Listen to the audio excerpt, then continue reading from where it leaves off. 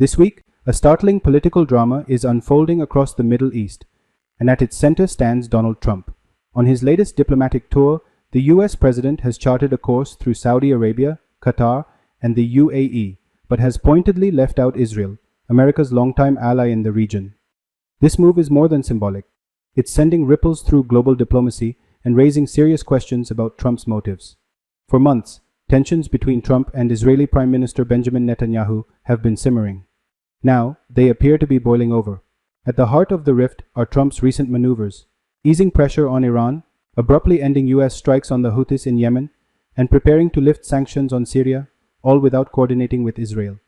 Trump's decisions are especially jarring given the regional context.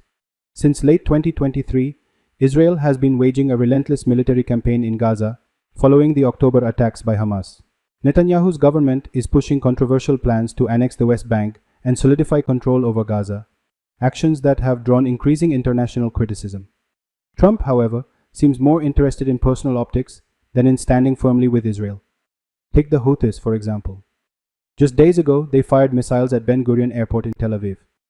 Yet Trump announced an end to US strikes against them, claiming they promised to stop targeting ships. Israel wasn't consulted. Similarly, when Hamas offered to release an American hostage earlier this year, the US deferred to Israeli concerns. This time, Trump accepted the deal unilaterally, snubbing Netanyahu. Then there's Iran.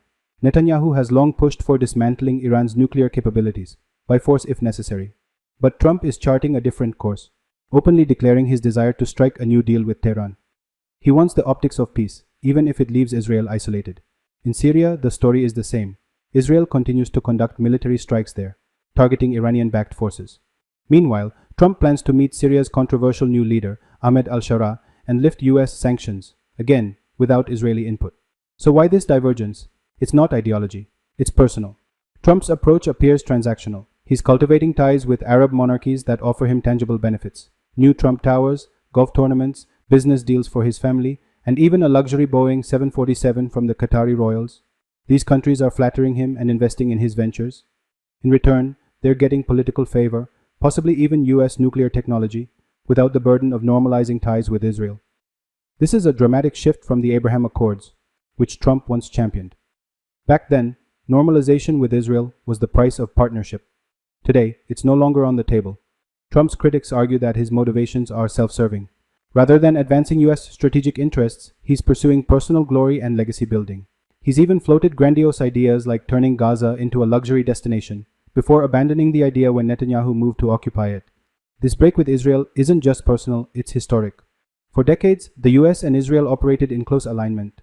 Now the two nations appear to be charting separate courses. Netanyahu's hardline policies are making Israel a global pariah.